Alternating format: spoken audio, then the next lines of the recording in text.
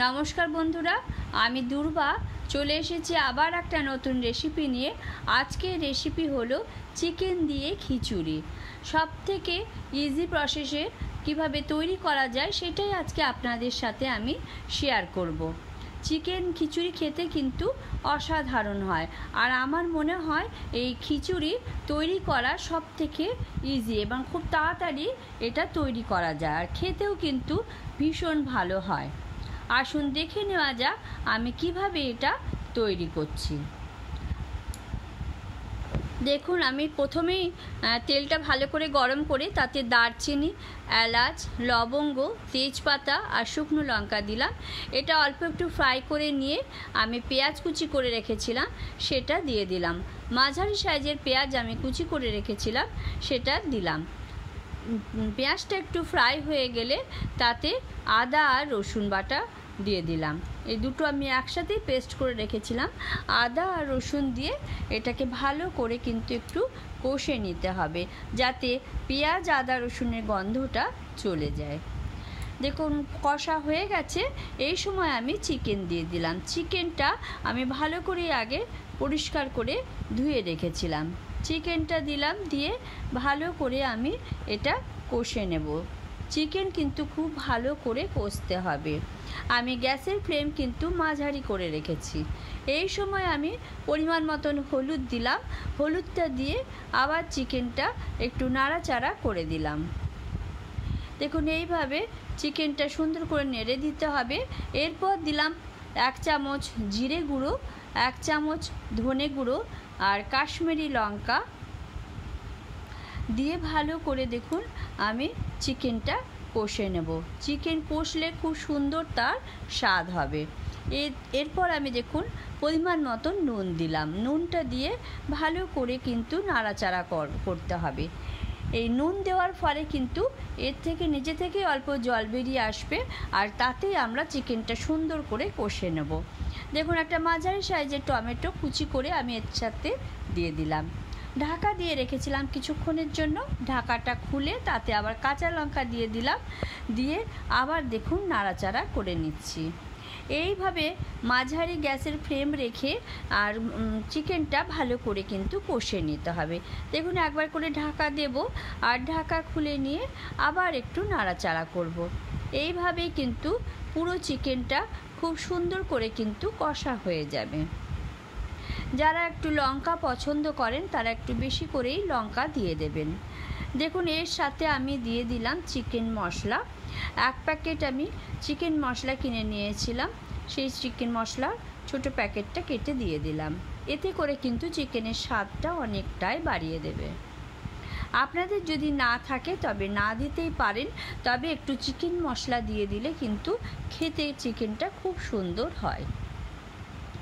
দেখুন চিকেনের মশলাটা দিয়ে এবার ভালো করে আবার কষে নিতে হবে, সেই জন্য আমি আবার ঢাকা দিয়ে দিলাম। এইভাবে চিকেন কিন্তু সমানে কষে নিতে হবে। এইভাবে চিকেন কষা করে দেখবেন খেতে কিন্তু ভীষণ ভালো হয়। দেখুন দেখেই বুঝতে পাচ্ছেন চিকেনটা আমার পুরোপুরি কিন্তু ফ্রাই হয়ে গেছে, কড়াইয়ে লেগে যাচ্ছিল।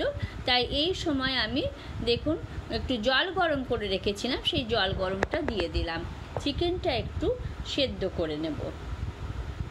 দেখুন কিছুক্ষণ ফুটতে দিতে হবে। এই সময় আমি আবার ঢাকা দিয়ে দিলাম। দেখুন কিছুক্ষণ ফোটার পর কিন্তু চিকেন আমাদের কষা হয়েই এসেছে। এই সময় আমি কাঁচা লঙ্কা আবার দিয়ে দিলাম, দিয়ে আবার ঢাকা দিয়ে দিলাম। এইভাবে চিকেনটা অন্তত 15 মিনিট 10-15 মিনিট ফুটতে দিতে হবে, তাহলে কিন্তু চিকেনটা খুব সুন্দর করে সেদ্ধ হয়ে যাবে। দেখুন চিকেনটা আমার সেদ্ধ হয়েই এসেছে, বুঝতেই পাচ্ছেন রান্নাটা হয়ে গেছে, আর চিকেনটা দেখতেও কিন্তু খুব সুন্দর হয়েছে। এইভাবে শুধু চিকেন করে দেখবেন খেতে খুব ভালো লাগে। দেখুন চিকেনটা আমার কষা রান্না করা হয়ে গেছে। চিকেন কিন্তু সুন্দরভাবে সেদ্ধও হয়ে গেছে, দেখেই বুঝতে পাচ্ছেন চিকেনটা হয়ে গেছে। এই সময় আমি গ্যাসটা বন্ধ করে চিকেনটা নামিয়ে রাখলাম। দেখুন এরপর আমি 1 কাপ গোবিন্দভোগ চাল নিলাম, আর তার সাথে দিয়ে দিলাম 1 কাপ মসুরির ডাল। এই দুটোকে একসাথে নিয়ে ভালো করে কিন্তু জল দিয়ে ধুয়ে নিতে হবে। দেখুন 2-3 বার কিন্তু আমি জল দিয়ে খুব সুন্দর করে ধুয়ে নিলাম। এটাকে কিছুক্ষণের জন্য সরিয়ে রেখে দিলাম। এরপর আমি দেখুন কড়াইয়ের মধ্যে আবার সর্ষের তেল দিলাম। সর্ষের তেল দিয়ে সেটা কিছুক্ষণের জন্য গরম হতে দিতে হবে। গরম হয়ে গেলে এতে এলাচ, দারচিনি, তেজপাতা দিলাম, দিয়ে একটু ফ্রাই করে নিলাম। এর থেকে যখন সুন্দর একটা সুগন্ধ বেরিয়ে আসবে তখন কিন্তু পেঁয়াজ কুচি দিয়ে দিতে হবে। পেঁয়াজ কুচি দিয়ে সেই পেঁয়াজটা অল্প একটু ফ্রাই করে নিলাম। আর এর সাথেই কিন্তু আমি দিয়ে দিলাম জিরে গুঁড়ো, হলুদ গুঁড়ো, ধনে গুঁড়ো, এই সমস্ত কিছু মশলা দিয়ে অল্প একটু জল দিয়ে দেখুন কষিয়ে নিচ্ছি। মশলাটা কিন্তু খুব ভালো করে কষে নিতে হবে। মশলা যখন কষা হয়ে যাবে তখন যে চাল আর ডালটা আমি ভালো করে ধুয়ে রেখেছিলাম সেটা আমি এর মধ্যে দিয়ে দিলাম।